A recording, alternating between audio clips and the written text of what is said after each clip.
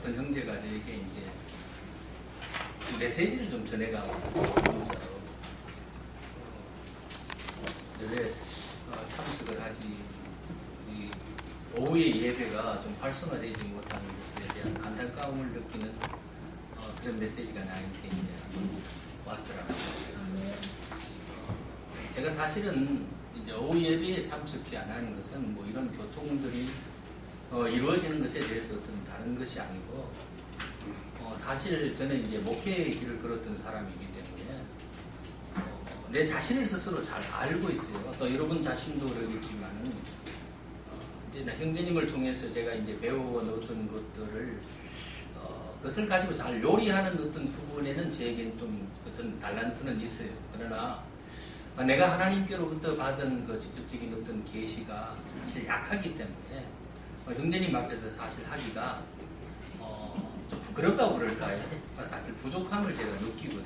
그래서 이제 그런 면들도 있고, 또 목회를 하면서 많은 이제 그때 이제 뭐 목회자로서의 어떤 삶을 살아가면서 십수년 동안 이제 그 메시지를 전했던 것들이 사실은 뭐 어린 나약한 자들에게 이제 주는 메시지들이었지만은 그런 것들을 쭉 하다 보니까 사실 갈급함을 이제 느끼게 되고, 또 그런 것들을 충분하게 이제 전해봤기 때문에 사실은 뭐 나서서 한다는 것에 대한 어떤 것보다 이제 안식의 의미가 사실 나한테는 많이 있어요. 그래서 지금은 충전하는 의미로 많이 있어서 제가 이제 많은 것들을 생각하고, 또 직업적인 어떤 것이 있어서 이제 시간적으로 좀 많이 쪼달리는 어떤 부분은 있습니다. 그래서 저는 뭐 가끔 제가 그런 오늘 저에게 이제 초점이 되어졌으니까, 성경에 보면 우리가 하나님이 사랑하는 자는 과연 누구일까라는 데 대해서 이제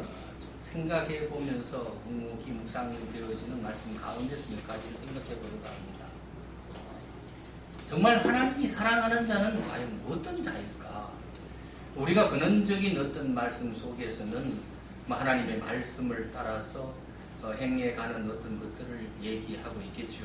그런 것들은 물론 있지만은 우리가 어떤 말씀 안에서 그 말씀들이 중요하지만은 늘 그 형제님의 얘기 속에서 기본적인 우리가 도덕적인 어떤 삶의 위치를 벗어나지 못하는 삶이 되어진다면은 진리 안에 있다 할지라도 그 진리가 나를 자유케 할 수 없다는 사실들을 우리는 깨달아야 될 것 같습니다.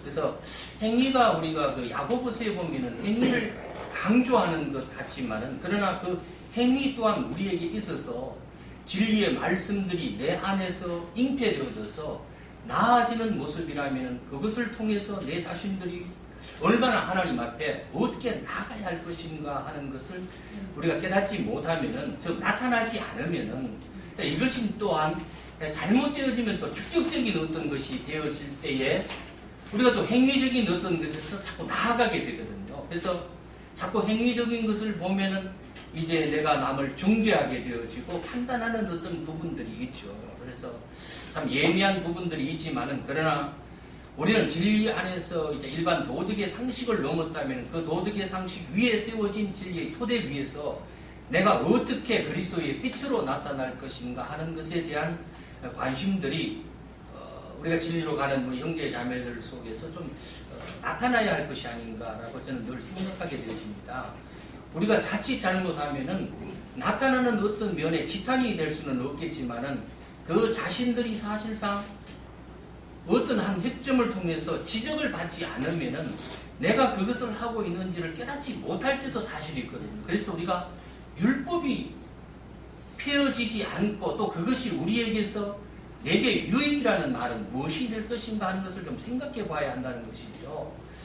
저는 이제 뭐 누구를 지칭하기는 거라 합니다. 내 안에는 아직 그 율법의 눈들이 있는지는 모르겠지만은 난 사실상 어떤 말씀을 배우러 올 때에 우리가 자유로운 어떤 태도는 취할 수는 있겠지만은 전하는 형제의 말씀 속에서 그것은 하나님의 대언의 말씀들이기 때문에 그 말씀들을 들을 때에 내 자세가 어떻게 되어져야 하는 것인가를 잘 좀 우리가 살펴야 되지 않겠는가 하는 것이 저에게 늘 이제 나타나게 되어집니다. 그래서 내가 조금 전에 말씀해 드린 것처럼 율법의 눈이 내게 있는지는 모르지만은 내 주위에서 어떤 다른 행동을 하고 있는 이제 형제 자매들을 좀 보게 되거든요. 그러면은 굉장히 마음이 참 심란해지는 경우도 있습니다. 그래서 우리가 하나님 앞에서의 하나님의 사랑을 받는 자가 되려면은 말씀 안에서 내가 성장되어져 가는 어떤 과정, 생명이 있는 과정들이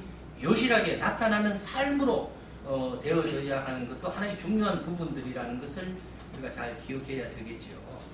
이런 것들을 늘 마음속에서 내 자신이 어떻게 하나님 앞에서 성장되어졌고 말씀 안에 있다 하면서 내가 그 말씀들을 통해서 내 자신이 어떻게 나아져 가고 있는가를 사실 많은 고민 속에 있게 되어집니다. 이런 것들을 좀 통해서 오늘 이 시간은 제가 특별히 준비한 것은 없는데 이제 다음 되어지면은 제가 좀 준비를 해서 여러분과 함께 말씀들을 나누도록 하겠습니다. 그래서 오늘 말씀은 하나님의 사랑하는 자들 가운데서 우리가 어떤 모습으로 나타나야 할 것인가에 대한 간단한 말씀으로 대하고자 합니다. 1장 1절에 대해서 조금 더 보충 설명드릴게요. 첫 단원이 그 전서 빼가더라는 레시피는 그 여성 단수로 되어 있는데 아까 성령이라고 말씀드렸잖아요. 성령은 곧 그리스도시고 그리스도 안에 있는 우리들. 그래서 한글로 그 태초가 이렇게 되어 있는데요. 그리스도가 곧 태초라면은 나도 태초가 되어야 된다. 그 얘기입니다. 당신은 태초가 됐습니까? 그렇게 되겠죠. 한글로 계산한다면. 그래서 결국 태초는 뭐예요? 창세기 1장 1절에 하나님의 생각이 시작됐을 때 그리스도 안에서 완성된 자를 얘기한다는 겁니다. 다시 말하면 그리스도라는 분은 남성 여성 구분이 필요가 없죠. 영이시기 때문에. 굳이 문법으로 여성을 해서 페리스트를 말하고 있지만 정확히는 여성 남성이 필요 없죠. 성이 필요 없는 분입니다. 그래서 아까도 말씀드렸지만 1장 전체가 우리가 하샤마임으로서 하아레츠로서 뭐죠? 주기도를 하죠. 하늘에 계신 헬라어로 이렇게 보면 하늘들 안에 계신 우리 아버지 이렇게 나거든요. 근데 그래서 그 아버지에게 양식을 하늘의 양식을 구하죠. 땅의 양식이 아닌 말씀 양식을 그 날마다 구하는데 영적인 날, 날도 육적인 날이 오는가 하면 영적인 날이 있어요. 매일매일의 영적인 오늘날 세메론 오늘날 받아야 하는 그 양식의 말씀을 주옵소서. 그러나 시험에 들게 하지 마옵시고 그 악한 영들로부터 시험에 들게 마옵시고 보호해 주세요. 뭐 이런 얘기예요. 근데 그게 창세기 1장 1절에 다 들어있다 그 얘기예요. 신기하게도. 왜? 신기할 게 없죠. 그분의 목적이 그거였으니까 그렇게 그분의 아들 예수님이 오셔서 너희는 이렇게 기도하라 하신 말씀도 그렇게 나올 수밖에 없어요. 왜? 그분이 그분이니까 똑같이 나올 수밖에 없는 거죠. 그래서 그렇게 된 존재들로서 하늘에 매일매일 데이 바이 데이 양식은 먹고 나와 똑같아져라 이런 거예요. 그래서 형상과 모양이 나와서 딱 그런 게 그런 얘기를 하는 거거든요. 진짜 똑같아지면은 뭐가 돼요? 독생자가 가시고 마다들이 그리스도인 마다들이 오셔서 우리가 뭐가 돼요? 둘째, 셋째, 넷째, 다섯째 쫙 족보가 이어지죠. 영적인 족보가. 그거를 얘기하는 거예요. 굴비 엮듯이 쫙. 그걸 부르면 예루살렘 성이 되는 거예요. 그래서 완성입니다. 그래서 뭐 천년기간 전에 그리스도 심판도 있고 뭐 천년기간도 있고 영생에까지도 올라가야 되겠지만 전체적으로 그렇게 되는 거예요. 그래서 창세기 1장 1절이 very very important 하다는 겁니다. 굉장히 중요하기 때문에 쓰시면서도 그걸 음미하시고 쓰시고 읽으면서도 막 좀 추위를 느끼면서 좀 읽으시고요. 그럼 히브리어 글자가 살아있는 글자가 돼요. 살아서 움직입니다. 그렇지 않아도 지렁이같이 뽀뽀한데 그런 걸 맛보시라는 겁니다. 이상입니다. 제가 어제 그 카페에 이제 그 매주 이제 형제님 말씀 증거할 내용들이 올라오죠. 그래서 어제 그 내용을 보니까 사람에 대한 이야기를 이제 다른 영혼에 대한 이야기가 영혼에 대한 어떤 그런 감념에 대해서도 이제 저희들에게 교훈 주는 것도 있었지만 그 사람에 대해서 영혼 몸을 가지고 있는 사람에 대한 어떤 그런 메시지가 제가 한동안 그 사람과 하나님에 대한 어떤 관계를 생각하면서 정리하는 게 좀 상당히 분량이 돼요, 사실은. 그래서 그 내용 중에서 사람에 대해서 제가 그 정리된 내용을 어제 한번 잠깐 살펴봤어요. 그래서 그거에 대해서 그렇게 길지 않게 좀 증거를 해볼게요. 말씀은 전도서 3장 11절에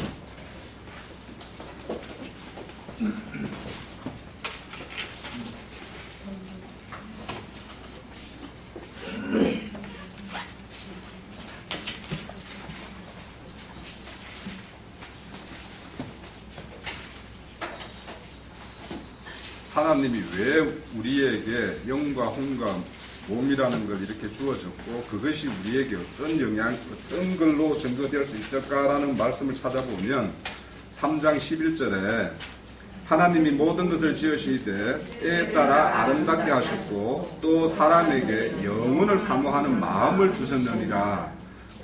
그러나 하나님이 하시는 일은 시종을 사람으로는 측량할 수 없게 하셨도다. 여기 보면 하나님이 사람을 지었을 때 영혼을 사모하는 마음을 이렇게 주셨대요. 그러니까 이게 이제 실질적으로 이제 우리가 그 뭐 오전에 이제 형제님 전거 중에서도 사랑과 어떤 짐승의 차이가 이제 여기에서부터 이제 나오는 거죠. 그래서 우리 사람에게는 영이라는 게 있고 혼이라는 것이 하나님을 이렇게 알게 하고 하나님을 어떤 이렇게 추죽하는 그런 어떤 마음을 이렇게 지을 때부터 이렇게 주었다라고 그래요. 우리가 사람이 피조물이라고 그러죠, 그죠? 피조물이라고 그러는데 사람이 사람 스스로 자기 자신 그러니까 사람에 대해서 잘 몰라요, 사실은. 알 수가 없어요. 왜냐하면 지음을 받았기 때문에. 그러니까 지음을 받은 존재는 지은 자가 와서 너의 어떤 지음의 어떤 목적이나 어떤 의미나 이런 것을 알려주지 않으면 알 수 없는 게 피조물이에요. 네? 그래서 이제 사람이 하나님과 함께 할 때는 하나님이라는 분하고 함께 함으로 인해서 에덴 동산에서도 그 안식을 누리다가 하나님이 떠나감으로 인해 가지고 사람에게는 사람 그 지음을 받은 그 존재 자체에 빈 공간이 생겼어요. 사실은 허전한 게 생겼다고. 그러다 보니까 사람은 사람 스스로 자기 자신에 대해서 뭔가를 알고자 하는 그런 마음들이 기본적으로 있어요. 그래서 그러다 보니까 사람이 스스로 이제 나는 어디서 왔고 뭐 하는 존재인가 이런 거에 대해서 이제 알기 위한 어떤 그런 어떤 노력들이 우리가 흔히 말하는 어떤 뭐 철학이다, 사상이다, 종교행위다, 막 이런 것들이 그런 데에서 이제 비롯되는 거거든요. 근데 이제 대부분이 그 종교나 철학이나 이런 것들이 사람을 대비할 때, 사랑과 대비되는 걸 신이라는 존재를 이렇게 등용을 시켜요, 대부분. 그래서 등용을 시키는데, 그 동양 사상에서는 뭐냐면 신이 대자연이에요. 이 우주가 신이에요. 그래서 이제 동양 사상의 가장 대표적인 어떤 그런 사상이 뭐냐면 불교거든요. 불교나 이런 힌두교나 이런 사상들은 뭐냐면 범신론이에요. 모든 물질, 모든 존재에는 다 신이 그런 신이 있다라고 생각해요. 그러다 보니까 윤회 사상이라는 거 이런 것들이 이제 그런 데에서 이제 시작이 되죠. 근데 이제 헬라 철학에서는 신이라는 게 관념이에요. 이 생각 속에서 이제 신을 자기가 스스로 만들어내는 거예요. 그래서 뭐냐면 오늘날 우리가 신앙하고 하나님을 이렇게 뭔가 믿고 하나님을 따른다 하지만 사람들 머릿속에서 자기가 하나님을 이렇게 이 모양 저 모양으로 그리고 있는 그 신을 섬기는 사람이 무지무지 많아요. 왜냐하면 하나님을 알게 하는 것은 성경인데 성경과 별반 상관없이 우리 신앙행위, 종교행위를 하는 사람들이 너무도 많거든요. 그러니까요. 그래서 이제 그러다 보니까 누군가가 그려주는 그림을 그대로 받아들이는 거예요. 또 아니면 누군가가 알려주는 내용하고 자기가 기본적으로 기존에 가지고 있던 생각하고 이렇게 막 뒤섞어가지고 자기만의 어떤 하나님을 다 그려내고 있어요. 그렇게 이제 믿는 거예요. 그런데 히브리인들은 그렇지가 않아요. 히브리인들은 창조라는 거와 항상 같이 생각을 해요. 나는 지음받았다라는 거. 그래서 히브리인들은 내 삶과 내 어떤 삶의 현장에서 신과 나의 관계가 맺어지지 않으면 그 사람들은 그냥 존재할 수가 없어요. 그래서 실질적으로 뭐 요즘 이제 우리 그 히브리어나 뭐 이렇게 이제 앞으로 헬라어 이렇게 배우신다고 그러는데 우리 성경에는 사실은 굉장히 성경에는 동사가 많이 표현되어 있는 것 같지만 하나님이 하시는 일에는 동사가 별로 필요가 없어요. 그래가지고 사실은 동사가 많지 않은 걸 동사를 막 갖다 우리 사람들에게 하나님을 설명하려고 하니까 동사를 막 갖다 끼워야지만이 가능한 거예요. 왜 모음이 없겠어요? 글자가 자음 히브리어는 기본적으로 뭐냐 상형 문자라 그림 문자란 말이에요. 그림으로 다 설명을 했어요. 그런데 사람이 이걸 말로 하고 이걸 말로 남에게 설명을 하려고 그러니까 말이 돼야 되니까 모음을 막 갖다 끼워 넣어야 됐거든요. 그러면 모음이라는 게 들어가면 이거는 뭐냐 하면 하나의 어떤 행위로서 다 이렇게 설명을 해요. 설명을 해야지만이 돼요. 그런데 하나님은 성경에는 I am 뭐 로드라 갓이라든지 이렇게 한 게 아니고 I am이라는 M자가 없어요. 아예. 하나님에게는 그분 스스로가 존재하시는 분이기 때문에 우리가 인식하기 위해서 그냥 비동사가 들어가 있고 뭔가 become 뭐 된다라는 어떤 그런 어떤 동사를 우리가 일부러 집어넣은 거란 말이에요. 그래서 이제 실질적으로 그 KJV 성경이나 이런 데 보면 어떤 성경책은요, 이탈릭체로 이렇게 뭐냐면 사람이 집어넣은 글자하고 원래 있던 글자를 구분하기 위해서 글자를 필체로 이렇게 달리 해놓은 게 많아요. 그 글자 중에 대부분이 동사예요. 그러니까 하나님을 이렇게 사람이 사람에게 설명하기 위해서는 그런 동사가 필요하기 때문에 집어넣었단 말이에요. 그러니까 우리는 이제 그런 것 때문에 그런 분들의 그런 노력 때문에 우리는 좀 이렇게 성경을 편하게 이해할 수 있고 볼 수 있는 어떤 그런 여건이 되어 있죠. 그렇지만 그 사람들은 뭐냐면 생활 자체가 그분하고 함께 하는 것이기 때문에 우리가 이렇게 간접적으로 이제 하나님을 알아 이런 문자적으로 통해서 아는 것과 우리가 이제 어느 정도 하나님을 성경을 통해서 안 다음에 각자가 생활 속에서 그분하고 나하고 호흡하고 관계가 맺어지는 거 이거는 전혀 차원이 다른 거예요. 그러니까 그분들은 그렇게 하나님을 섬겼어요. 그러니까 우리도 하나님을 이렇게 글자 속에서 어떤 형제님의 어떤 증거 속에서 우리가 이렇게 뭔가 하나님에 대해서 배우지만 이것이 내 생활 속에서 그분하고 나하고의 어떤 관계나 호흡이 같이 이루어지는 그런 부분이 없으면 그냥 아까 말한 대로 내 머릿속에서 내 하나님을 이렇게 뭔가를 이렇게 그려놓고 그분하고 나하고 막 뭔가를 이렇게 생길 가능성이 무지 많아요. 그래서 이제 믿음이라는 게 사실은 이제 우리는 역사 속에서 성경을 통해서 역사 속에서 하나님께서 일하신 것들을 우리는 간접적으로 지금 배우고 있어요. 배우고 있는데 그런 어떤 간접적으로 배운 그 사건들이 내 지금 실생활 속에서 그 사건 2000년 전에 예수님이 십자가에 돌아가신 그 사건이 내 어떤 지금 현 생활 속에서 내가 뭔가 체험적으로 그분이 나와 함께 내가 그분 돌아가셨을 때 내가 그렇게 죽었어야 됐구나. 내가 이렇게 죽어야 되는 어떤 존재였는데 이렇게 내가 그분의 어떤 사심에 의해서 내가 또 이렇게 살았구나라는 것을 내가 내 심령 속에서 그게 호흡되고 그게 발견이 안 되면 이건 하나의 어떤 신화와 비슷한 어떤 그런 걸로 돼요, 사실은. 그래서 이제 이런 어떤 그 하나님과 우리 인간들이 서로 연합할 수 있는 그 통로가 뭐냐면 이런 말씀인데요. 그래서 이제 사람은 자기 정체성에 대해서 무수히 지금까지 이제 이렇게 추적을 해왔어요.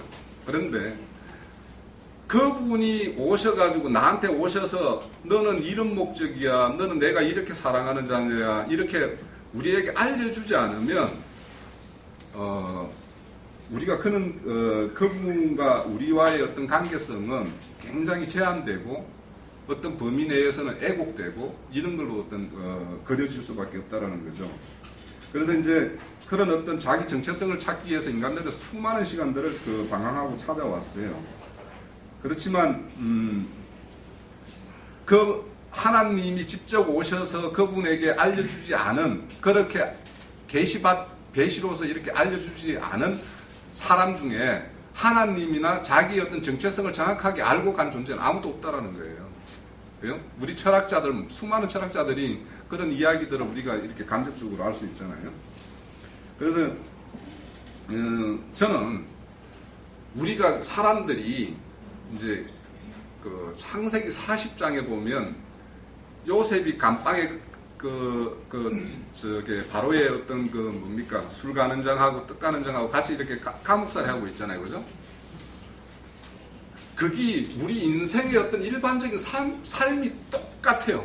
우리가 이 땅에 살면서 하나님을 온전히 만나고 그렇지 않은 상황에서 우리가 세상 사람들이 이 땅에서 뭔가 소망하고 꿈꾸고 뭔가를 위해서 막 열심히 살고 있죠, 그죠? 근데 그 가만히 보시면 그 사람들이 이 세상의 어떤 그런 어떤 틀 안에서 세상이라는 틀 감옥에 딱 갇혀 있어요. 그 사람들이 이 땅에서 뭔가 이루고자 하는 꿈이나 소원이나 목적하는 이런 것들이 그게 그 사람들은 허망한 거고 아무 가치 없다라는 걸 절대 알 수가 없어요. 그런데 그 떡가는이나 술가는에게 요셉이 와가지고 그 꿈을 해석해 주죠. 그런 것처럼 그분이 우리한테 오셔가지고 우리 인생이 어떤 것이다, 사람이 어떤 것이다, 내가 너희들에게 주고 싶은 궁극적인 거는 이거다라고 알려주지 않으면 우리는 그 꿈속에서 못 헤어난다니까요. 우리는 그 꿈을 해석을 하지 못해요. 그래서 우리가 이런 어떤 누구에게 이렇게 규정받는 거 있잖아요. 우리가 어떤 사람에게도 칭찬받으면 기분이 좋아요. 그런데 그래서 이제 그러다 보니까 사람에게 어떤 지난주에 했던 사람에게 좋게 하래, 하나님에게 좋게 하래. 그렇지만 사람에게도 참 좋은 소리 듣고 싶어서 나 열심히 해요. 대부분, 그죠? 그런데 그런 것들이 아무 가치 없다라는 걸 알지 못하면 그거에 의해서 우리는 굉장히 노력해요. 노력할 수밖에 없어요. 그런데 이제 그런 어떤 우리가 다스림 받아야 될 존재한테 다스림 받아야 되는데 아무것도 아닌 것한테 가가지고 막 뭔가 머리 조아리고 이렇게 하는 것들을 우리가 뭐라고 그래요? 미신이라고 그러죠. 미신이라고 그래요. 그러니까 우리 속에 정말 우리가 다스림 받아야 될 존재는 하나님 한 분밖에 없는데 우리가 뭔가에 속박받고 뭔가에 매여 있고 그런 것들 가만히 보시면 참 가치 없는 것들 속에 우리가 같이 살아요. 그러니까 우리 속에도 그런 미신이 상당히 많이 있어요, 사실은. 그래서 이제 그 10계명 보면은 1계명, 제2계명이 싹 다 그 뭐냐면 다른 신과 우상이라는 거 이야기 하잖아요. 그런데 그것이 우리가 일상생활 속에서 평범하게 그냥 뭐 그 정도는 그렇게 사는 거 아니야 라고 우리가 그냥 치부해버리는 것들 중에서 우리가 꼭 버려야 되는 것들이 참 많아요. 저도 이렇게 돌이켜보면서 내가 이런 직장생활이나 이런 거 하면서 적당히 직장생활 하려면 세상하고 조금 타협하지 않으면 굉장히 좀 힘들어요. 그런 부분이 있어요. 그래서 그러면 이걸 어디까지 내가 타협하고 어디까지는 내가 뭐 그런 한계를 내가 정할 수 있나 그런 걸 가지고도 이제 고민도 뭐 이렇게 스쳐가는 고민밖에 안 돼요. 사실 저도. 그렇지만 우리가 이제 그런 것이 많기 때문에 이게 하나님의 어떤 창조 질서를 가장 근본적으로 깨는 게 이거거든요. 하나님은 하나님의 짝으로 만들기 위해서 사람을 뒀는데 그 짝대는 그 사람이 다른 거에 뭔가 눈을 곁눈질을 하고 있고 뭔가에 그거와 이렇게 손잡으려고 뭔가 이렇게 하고 있는 이런 모습들이 생각해 보시면 정말 저는 어제 그 자료 보면서 영원이라는 거에 대해서 좀 굉장히 이전까지는 좀 피상적으로 가졌던 것 같아요. 그런데 어제 그 자료 보면서 영원이라는 것이 지금 우리는 아담 세계까지도 상상하기 어려운데 그 이전의 어떤 시대의 어떤 그런 시간까지 그런 하나님 아버지의 어떤 그런 심정이 지금 이 시간 나에게 또 앞으로 올 어떤 세대들에게 이게 어떻게 이게 전달돼서 이 그분의 어떤 심령 속에 있는 어떤 세계가 잘 전달될 수 있을까? 참 그래서 이제 그 사람이라는 거는 하나님이 그렇게 그런 지은 목적도 영혼 몸이 있게끔 지은 목적도 있지만 그거에 의해서 우리가 하나님을 바라보는 눈이 어떻게 떠여지는가 이거에 대해서 그분이 오시지 않으면 안 된다라는 것도 알겠고 그렇다고 해서 그러면 언제까지 옷이 없어서 하고만 있어야 되는가 사람의 어떤 열심이라는 거는 그러면 뭔가 이런 것도 뭐 솔직히 말해서 듭니다. 그래서 요즘에 뭐 히브리어 공부하면서 이제 뭐 자매들 막 뒤에서 막 이렇게 하시는 거 보면 사실 이제 히브리어 헬라어 이거 저는 이제 좀 관심을 좀 일찍 가졌는데 형제님이 요즘에 이렇게 터치 해주니까 아 그거였구나. 그러니까 좀 저는 좀 피부에 많이 와닿아요. 왜냐하면 별로 이제 아무 기초 지식 없는 상황에서 뭔가 막 남들 한 이야기 수없이 많이 들어봤고 또 나름대로 막 책도 사서 이렇게 막 보려고도 뭔가 해봤고 이런 것들이 있는데 잠시 해주니까 아 최소한 이제 책을 보면서 뭔가 이렇게 의미를 좀 파악해 볼 수는 있겠다. 그런 생각이 들고 또 이제 앞으로 이제 그 나아가는 방면에서 이제 이런 것들이 우리의 어떤 그분이 어떤 계시의 어떤 그런 영역을 끌고 가기 위해서 이렇게 하시나 이렇게 관심도 있고 막 이렇게 지켜보고 있습니다. 그래서 우리가 우리의 어떤 사람의 어떤 존재성은 그 영원한 그분이 오셔서 우리한테 규정을 해줘야 되는 거니까 그분에 의해서만 우리가 규정받지 사람의 눈치 뭐 이런 거 별 볼 거 없다 이런 생각도 이제 좀 사실은 합니다. 하고요. 아까 전도서 그 말씀처럼 우리 마음 속에는 영혼을 사모하는 마음이 있기 때문에 그렇게 믿음이라는 게 그러잖아요. 바라는 것의 바라는 것이 실상이 보이지 않는 증거라고 했으니까 그 우리 마음 속에 어떤 그려지는 것이 그 말씀 속에서 알려주는 그 내용대로 잘 연결고 있는가 우리가 잘 살펴보면서 가다 보면 시종이 그분께 다 있다고 그랬으니까 그분에 위탁하면서 그렇게 한번 가보는 것이 우리 사람의 이치가 아닌가 이런 생각을 해봤습니다. 거든요. 안 쳤습니까? 어때요? 하세요, 편하게. 저는 내가 늘 들려주신 말씀이 있었는데 한 20년 됐어요. 근데도 계속 나한테 들려주는 말씀인데 내가 가지고 주님 앞에 막 캐묻고 막 이렇게 했어야 되는데 그렇게 들려주면 그냥 듣고만 말고 있었는데 무슨 말씀이냐면 이 세상도 정욕도 다 지나가되 하나님의 뜻을 행한다는 영원히 거하는 이 말씀이요. 그 한 3일 거리를 한 번씩 나한테 들려주는 말씀인데 거의 20년 정도 된 것 같아요. 그래서 한 번은 계속 듣고 있다가 아 내가 이 세상 정욕을 쫓아 산다는 건가 라는 말을 보면 나는 사는 것이 뭐하고가 더 얻고자 육신의 것을 더 얻고자 하는 마음이 참 없는데 그렇게 하고 그냥 지나고 하는데 거기서 하나님의 뜻을 행하는 일이 영원히 거한다고 그랬는데 우리가 하나님의 뜻을 깨달아 알아서 아니면 그 뜻대로 살고자 우리가 하나님 말씀을 잘 오는 거잖아요. 깨닫고 알고자 해서 그런데도 계속 그렇게 나한테 뭐 기브린들 뭐 이마에 뭐 붙이고 다니고 팔목에 이렇게 차고 다녔다는데 그런 식으로 계속 나한테 이렇게 지금 말씀하신 것이 한 20년 가까이 계속 꾸준히 그렇게 말씀하신 건데 그래서 이제는 뭔가 이걸 세밀하게 알아야 되겠다 싶고 하나님의 뜻을 행하는 영혼이 거하는 우리가 하나님 뜻대로 살려고 말씀을 깨닫고 열심히 주님 말씀한테 나오는데 뜻을 행하는 일을 왜 계속 말씀하실까 계속 고민하니까 주님이 한 달 정도 되는 것 같아요. 화장실에서 세면대에서 이렇게 있는데 항상 기뻐하라. 쉬지 말고 기도하라. 범사에 감사하라. 이는 그리스도 예수 안에서 너희를 향하신 하나님의 뜻이니라 말씀 주시는 거예요. 그래서 이제 나 혼자 이 말씀들 서신서에 있는데 어디 있는가 아무리 찾아도 안 나오는 거예요. 빨리 나와가지고 식탁에. 그래서 이제 우리 형제님한테 안 먹고 내가 찾아보려고 여기저기 다 붙여봤는데 이건 못 찾겠어서 우리 형제님한테 그 말씀을 들으면서 이게 어디에 있어요? 그러니까 대사로서 5장에 있다고 하더라고요. 그래서 보니까 이건 너 전에 늘 듣던 말씀이에요. 뭐 옛날에 순복음교회 다닐 때도 그렇고 아주 그냥 귀가 닫고 듣는 얘기인데 항상 기뻐하라. 근데 내가 항상 기뻐했나? 아니더라고요. 쉬지 말고 기도했나? 아니더라고요. 범사에 감사했나? 아니요. 세 가지를 다 하는 거예요.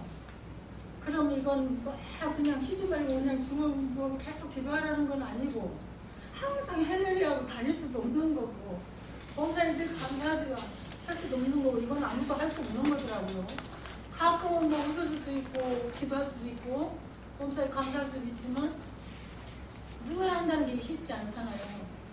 나 그냥 하나도 못했네. 그러면서 제가 깨달은 것이 있어요. 이거는 우리가 그리스도 예수 안에서만 행할 수 있다는 거. 그거 알아지면서 그리스도의 마음을 품고 있으면 형제 자매들을 늘 마음에 품고 있어지게 될 것이고 주님이 우리를 향하신 그 마음 우리가 빨리빨리 신앙적으로 진리를 깨달아서 성장함으로 세상 부모도 자식이 빨리빨리 잘 자라서 바르게 자라서 나중에는 부모가 하는 모든 일을 대신해 주면 그것이 만족이잖아요. 기쁨이고 거기까지 이르기를 주님도 원하실 텐데 그런 마음이 좀 만져지면서 우리가 장성한 자라면 품고 기도해야 되고 뭔가 주님의 마음으로 항상 마음을 가지고 있어야 되는 그것이 느껴지면서 이건 주님 안에서만 되는 일이구나. 항상 뭐 주문돈 막 입으로 기도한다는 그 기도가 아니고 마음으로 얼마든지 기도할 수 있잖아요. 내가 세상적인 마음을 가졌냐 주님의 마음을 가졌냐에 어디에 속했냐 영에 속했냐 육신에 속했냐 이거 차이더라고요. 근데 그들로부터는 이 세상도 저녁도 지나가니 하나님의 뜻을 행하는 이 영이 거하느냐 그 말씀이 내게 안 들리는 거예요 이제는. 그래서 참 주님도 인내가 참 많으시다. 어떻게 20년 동안 나한테 계속 이 말씀을 들려주셨을까. 그리고 결국은 나도 이걸 해결을 봐야 될 것 같아서 야 들리면 그때 전에는 내가 이게 무슨 뜻이냐고 내가 아직도 세상을 살아냐고 육신의 것도 듣냐고 해도 응답이 없었어요. 근데 이번에 막 고민이 되면서 하나님의 뜻을 행하는 자는 영원히 거한다. 뜻을 어떻게 말씀을 깨달아서 그 뜻을 살려고 하는 것이 근데 우리가 지금 그래서 주님 앞에 나와서 영적으로 이거 깨닫고 하는 이런 마음인데 근데 그래도 계속 그게 오니까 근데 늘상 우리가 알던 말씀 그리스도 예수 안에서 너희를 향하신 하나님의 뜻이니라는 거예요. 이게 항상 기도하라 쉬지 말고 기도하라 범사에 감사하라 이것이 문자적인 것이 아니라 영적으로 그러면서 주님은 나만을 깨닫는 걸 원치 않더라고요. 나와 함께 이 모임에 있는 지체들이 함께 알기를 원하는 거 그것을 알아서 내가 이렇게 얘기했어요.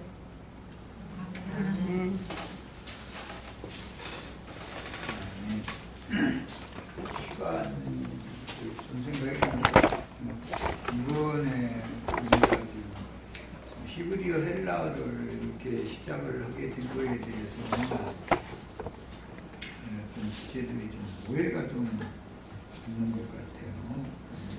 연세 드신 분들이 이거를 따라온다는 게 어렵다는 것을 나도 잘 알아요. 내가 그걸 모르겠어요. 내가 해도 금방 잊어먹고 그리고 들을 말도 금방 잊어먹고 형형제님 말처럼 관심을 이미 많이 기울이고 있고 이게 지적이고 하던 사람이 나도 그런데 자매님들이야 뭐 연세 드신 자매님들은 이게 한 개를 들으면 지금 뭔 얘기했나 오늘 아까 보니까 지금 몇 페이지 하는지도 모르더라고 내가 가만히 보니까 어디를 얘기하고 있는지도 모르더라니까 내가 가만 보니까. 그래서 이게 복화 가르치면요 한 살 먹은 까마귀한테 한글 가르치는 거 똑같아요.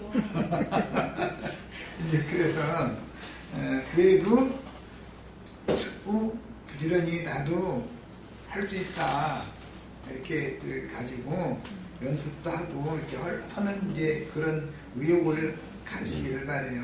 이제 젊은 분들이 아무래도 더 이제 쉽게 쫓아올 것이고, 그러나 이제 이 양면이 내가 다 있어서 나도 생각이 있어서 하는 거니까 이제 이런 문제와 결부시켜서 어떤 이제 오해를 하는 분들이 이제 교계도 가끔 이런 말을 하는 사람들이 가끔 드러나는데, 믿음과 그 지식이라는 것의 상관관계에 대해서 정립이 안 돼 있는 분들이 굉장히 많은 것 같아. 또 얘기를 들어보면 그냥 지식하면 그냥 무조건 오고 그거는 말이야 그건 큰일 나는 거 그거 나쁜 거다 이런 식으로 매도하는 이런 태도. 성경에는 지식이라고 하는 것이 안다고 하는 것이 선악을 아는 남실과를 먹으면 죽어요. 그러나 예수 그리스도를 알면 영생 사는 거예요. 다 아는 것 가지고 죽느냐 사느냐를 결정하는 거기 때문에 아는 것이 지식이잖아요. 아는 것만큼 믿는 거예요. 그렇게 알면 그렇게 믿어지는 거예요. 이렇게 알면 이렇게 믿는 거예요. 저렇게 알면 그렇게 믿는 거예요. 그런데 이 믿음과 지식의 상관관계에 대해서 생각도 안 해보고 교계에서 많은 사람들이 지식을 매도하는 일방적인 말을 많이 하는 경우가 있어요. 함부로 이렇게 지식하면 그건 말이야 나쁜 것이다 이렇게 양면이 있다는 것을 정립을 잘 하셔야 돼요. 어떠한 지식은 사람을 망하게 하는 거예요. 어떠한 지식은 사람을 구원받게 하는 거예요. 그 양면이 있는 것이지 이런 것을 정립을 오늘은 꼭 해야 되겠구나 이제 이런 생각이 들었는데, 내가 전에 그 지방교회 생활을 하고 이제 나올 그 무렵에 이제 두 기둥이라고 할 수 있는 그 두 분 형제님이 낸 책을 통해서 메시지를 읽어보면 냄새가 다르고 뭐가 달라요. 한 형제님은 생명의 체험에 대한 누림 읽어보면은 그렇구나 하고 이게 좀 받아들여지는 것이 많고, 어떤 형제님의 것은 딱딱하고 그야말로 머릿속에 불게 담아두게 하는 이제 그런 면이 강하고, 그래서 이게 두 분이 은사가 다른데도 두 분이 다 믿는 사람들을 유익하게 하는 면들이 있구나. 나는 그렇게 받았어요. 그러나 이제 어떤 분들은 그냥 머리를 말만 삐까반짝하게 한다 이건 나쁘다 이런 식으로 매도하는 분들이 있었거든요. 그렇지는 않다. 그런 게 아니라 그분들을 하나님이 쓰실 때 어떤 분은 이런 용도로 이렇게 쓰시고 이분은 또 이런 용도로 이렇게 쓰시기 때문에 그분에게는 메시지를 전할 때 그렇게 전하게 하시고 이분에게는 메시지를 할 때 이렇게 전하게 하신 것일 뿐이다. 양면을 다 우리가 받아주면 다 그것이 유익이다. 나는 이런 태도로 가지고 있었어요. 다 누구든지 생명의 그 누림을 말해주면 다 좋아요. 그것은 생명이라는 건 다 흘러가는 거니까. 그러나 이제 자기가 수용하기 어려운 고난이도에 들어가면은 머리가 거부하는 거예요. 사람이랑 다른 거예요. 자기가 맨맛 한 것까지 하면은 아멘 하다가도 한 단계 더 나가면은 백장장 차이인데 여기서 여기 건너가면은 그다음부터 몸이 힘들기 시작하고 졸리고 그다음에는 이제 머리가 아픈 거거든요. 이게 막 자꾸 나갈수록. 그래서 그 단계에 갔다고 해서 매도하면 안 된다 이거예요. 내가 못 따라가면 나는 복습을 더 해야 되고 나는 공부를 더 해야 되겠다 이렇게 마음을 먹어야 된다 이거예요. 많이 알아서 소멸할 것은 없어요. 아는 걸 가지고 오남용을 하면 그게 망하니까 그게 문제가 된다는 것이지, 많이 알아서 아는 것만큼 냉철하게 말한다는 것이 박다는 뜻이기 때문에 판단과 분별을 더 명확하게 냉철하게 도달할 수 있다는 뜻이잖아요. 뭐 자본이 있어야 분별할 거 아니에요. 아무 자본도 없는데 뭘 판단하고 뭘 분별하겠어요. 이제 이런 것을 생각해서 좀 혹시라도 뭐 모임에 지금 이제 안 나오시고 그런 분들도 마음을 넓혀서 이런 메시지를 들으시면, 아, 내 사는 다 한 면으로만 치우쳐서는 안 되는구나. 양면을 다 이게 넓은 마음으로 보고 포괄적인 걸 생각을 하고 이렇게 하는 그런 넓혀진 마음들을 좀 꼭 가지시기를 바랍니다. 성경 구절을 내가 지금 뭐 다 뽑을 수 없으니까 몇 구절만, 대표되는 구절만 유익이 된다 싶어서 뽑았습니다. 읽어드리겠습니다. 잠언서에 보면 지혜, 지식 이야기가 제일 많이 나오는 이야기가 잠언서에 나오죠. 우선 11장 9절에 이런 말씀이 나와요. 악인은 입으로 그 이웃을 망하게 하여도, 입으로 뭘 이웃을 망하게 하는 말을 할 때 너 망해라 라는 마음을 가지고서 어떤 말을 해주는 사람이 있어요? 남을 가르쳐 잘되게 한답시고 하는 건데 망하게 하는 것이지요. 그렇죠? 남 망하게 하려고 그걸 가르치는 사람이 어디가 있어요.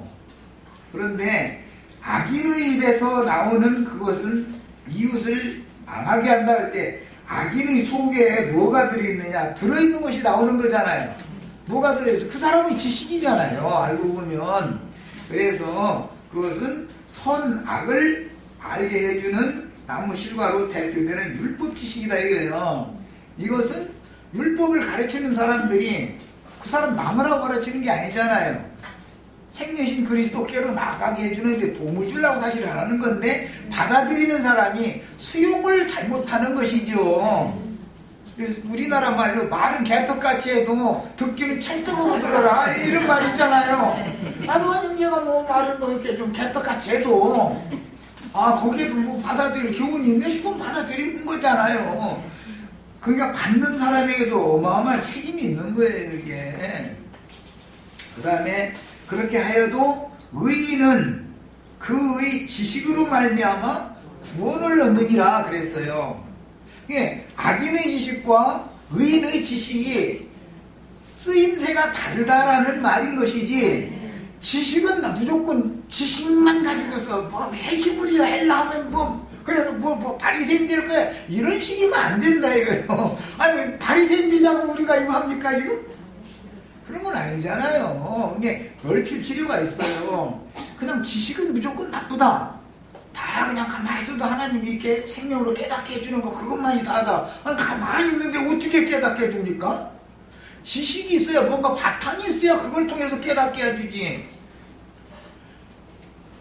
수를 계산하는 하나 더하기 하나는 둘이다, 셋에서 넷을 빼면 마이너스 1이다, 이런 기본적인 수를, 산수, 수를 계산하는 이 기초가 없으면 수학을 어떻게 가르치겠어요? 산수를 할 줄 모르는 사람이 수에 대한 학문을 가르침 받으면 머리 지나 그러고 다음에 그게 지식이니까 그거 망하는 거예요. 이런 식으로 하면 그건 안 된다 이거예요. 나는 나의 현재의 수준에서는 거기까지밖에 이해가 안 되고 쫓아가기가 어렵다. 그럼 나는 저 사람보다 공부를 더 해야 되겠구나 이래야지. 그렇죠?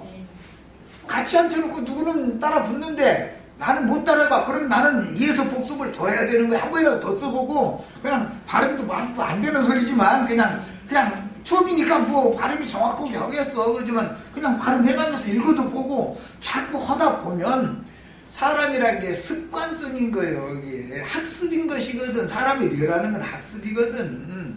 그래서 이게 단련이 되면 이런 것도 있구나 정도만 나는 알기를 바라는 거지. 뭐 학자 돼가지고 논문 쓰래라는 히브리어로 논문 쓸 사람도 없고 여기에 지금 그런 걸 원하지도 않아요.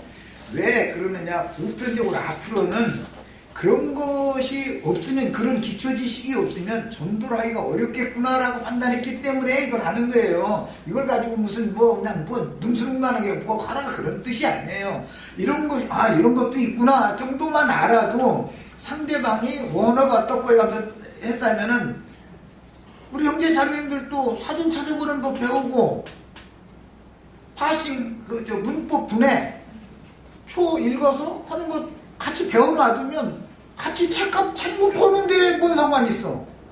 같이 책 놓고 이거 봐라 이건 이렇고 이렇건데 너 네 맘대로 지금 잘못하고 있지 않냐. 하나님 말씀을 그렇게 변개시키면 안 된다. 이렇게 대척할 수 있게 만들려고 그러는 거예요. 그게 이런 의도를 꼭 좀 참작을 하시길 바랍니다. 그 다음에 훈계를 받기를 싫어하는 자는 이게 이제 다마서 15장 32절에 나오는 말이에요. 자기 영혼을 경력이 여기는 것이다. 견책을 달게 받는 자는 지식을 얻느니라 그랬어요. 견책을 달게 받는 사람은 지식을 얻는다라는 건 구원을 얻는 지식을 얻는 걸 지금 말하는 거잖아요. 지식은 무조건 나쁘다 이런 식으로 매도하면 안 된단 말이야. 지식은 다양한 지식을 많이 갖추면 우리가 지금 예를 들어서 과학에 대해서 모르는데 어떤 과학자가 와서 그 사람은 배운 게 그거니까 그 사람 속엔 그게 들어있으니까 뭘 얘기를 해도 과학 얘기를 할 거 아니겠습니까? 내가 잘 못 알아보고 이해가 안 돼도 그 사람의 말을 들으면 내가 그 아는 것만큼은 내 것이잖아요. 그건 누가 도둑질도 못 해가는 거예요. 그것이 어떤 기초 재료가 돼가지고 다음에 예기치도 않은 어떤 일이 있을 때 그것이 나로 하여금 나를 지켜주는 도구가 될지 어떻게 알아. 모르는 거잖아요. 사람 일이라는 거는. 이제 이런 걸 생각해서라도 좀 우리 지저들 좀 넓히시기를 바래요. 모두가 다 그렇게 넓히시기를 바래요. 그리고 이제 이거 잠언서에서 또 있는 말인데 17장 27절에 말을 아끼는 자는 지식이 있고 성품이 냉정한 자는 명철하다 이런 말도 나왔어요. 말을 아끼는 사람이 오히려 지식이 있는 사람이다. 이렇게 말을 함부로 지망지망하게 지식이 없는 사람일수록 얕은 사람일수록 말이 많은 법이다라는 거죠. 세상에서도 보면 그렇죠. 누가 말만 하면 뼈창 만져가지고 다른 사람 말 또 끊어버리고서는 자기가 중간에 들어서 가지고 말도 말하는 사람 치고 사실은 속에 들어있는 것이 너무 얕은 사람들이 말하자면 수가 얕은 사람들이 대부분 그렇거든요. 그러나 말을 할 말이 많은데도 이게 아낄 수 있다는 것은 그 사람이 속에 들어있는 게 많아서 그러는 거예요. 그 사람한테 상대방한테 같이 치고받고 해가지고 이게 될 문제가 아니잖아. 그럼 이게 다물고 가만히 있는 게 낫지. 예를 들어서 손자가 말도 아닌 걸 가지고서는 막 우기고 그게 옳다고 막 팔 비벼가면서 피라도로 비벼가면서 우기면 아니라도 김치해가면서 이게 넘어가 줘야지. 그게 아니라고 그는 고집을 꺾으려고 그러면 걔가 들어줍니까? 더 많이 하는 할아버지는 그렇게 자식을 교육을 안 쳐. 그렇잖아요. 그 다음에 내 아들아 지식의 말씀에서 떠나게 하는 교훈은 듣지 말아라 그랬어요. 지식이라는 것이 무조건 성경에서 매도당하는 그런 내용이 아니라요. 지식은 쓰는 사람이 어떻게 받아서 어떻게 쓰느냐. 이제 그래서 신약에 보면은 우리를 거듭나게 하신 것은 진리의 말씀으로 나게 하셨다고 그랬죠. 자, 진리의 말씀이 진리의 말씀이 우리를 어떻게 거듭나게 합니까? 그 진리의 말씀이 내가 영으로 깨달아서 마음이 믿어졌다, 알아졌다는 거잖아요. 그렇죠? 진리의 말씀을 그 진리의 말씀이 말하고자 하는 의도대로 깨달아졌기 때문에 받아들여져. 알으니까 받아들여진 거예요. 알으니까 믿어진 거예요.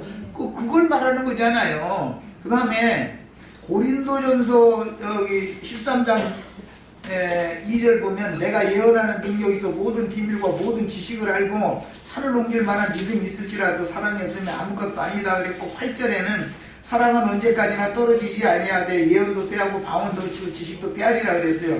이제 그런 분들은 아주 이 구절을 가지고서 이거 뭐라고 말이에요. 이거 지식은 말이야 나 소용없는 거다 이렇게 매도하기가 쉬워요. 그러나 그 말만 있는 게 아니야. 고린도전서 14장 6절에 그런즉 형제들아 바울 사도가 내가 너희한테 나가서 방언으로 말하고 기시나 지식이나 예언이나 가르치는 것으로 바라지 아니면 너희에게 무엇이 유익하냐 이랬어요. 바울 사도가 하는 말이 똑같이 13장도 바울 사도가 한 말이죠. 14장도 본인이 하는 말이에요. 내가 너희한테 나가서 13장에서는 지식은 아무것도 아니다 이렇게 얘기를 해놨죠.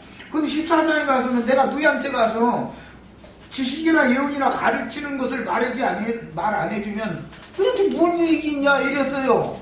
그럼 한 사람이 말이니까 말하고자 하는 의도가 양면성이 있다는 걸 말하는구나 라고 이해를 해야지, 어느 한 구절이나 한 면만을 가지고서 빡빡 그것만 얘기해버리면은 그럼 다른 면을 어떻게 해석할 거냐 이 말이에요.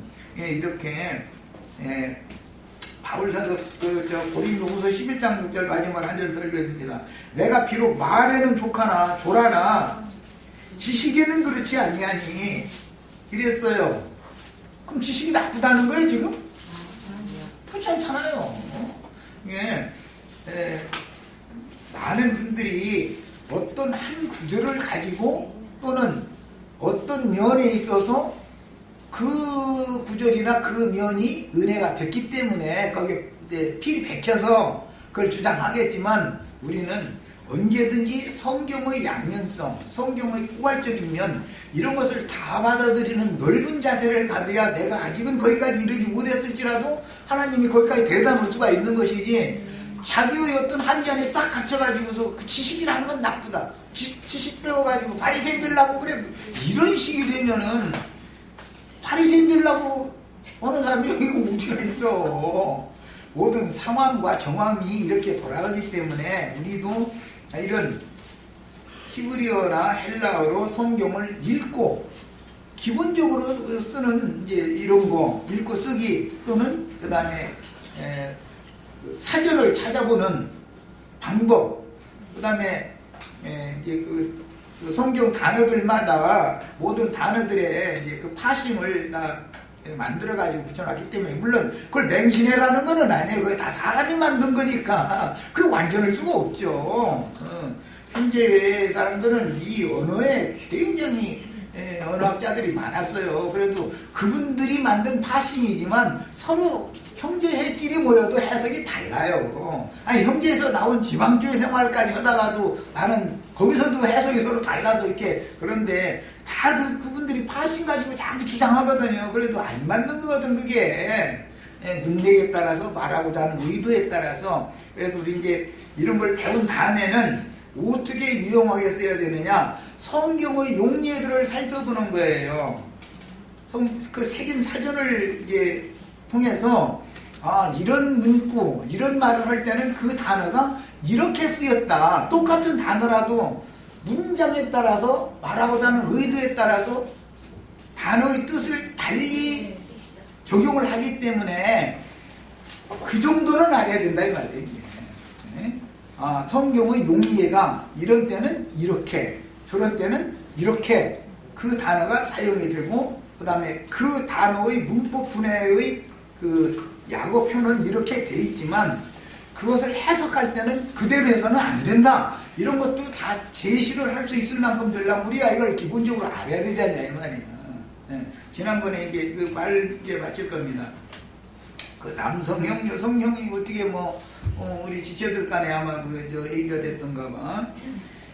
남성형 하면 창조자는 남성이에요. 피조물은 무조건 다 여성형인 거예요. 그래서 하늘은 남성형이지만 땅 하면 여성형인 거예요. 남편 하면 남성형이고 아내 하면 여성형이에요. 집을 지은 자는 남성형이지만 집 자체는 여성형이에요. 언제나 그런 어떤 이건 문법의 형태의 이제 품사라고 그러는데, 이런 것은 보편적인 모든 언어학에서 다 공통적으로 통하는 얘기니까 그런 거에 대해서 너무 이렇게 막 파고들을 나가서 할 필요는 없지만, 어떤 언어라는 건 다 그렇잖아요. 어떤 품사가 당연히 붙게 마련이잖아요. 그런 것인데 이런 것을 다양하게 지식 추구해가지고 뭐하냐 이런 식으로 언어를 하시지 말고 꼭 넓히시길 바랍니다. 다 넓혀달라는 걸 부탁하는 겁니다. 자, 마치겠습니다.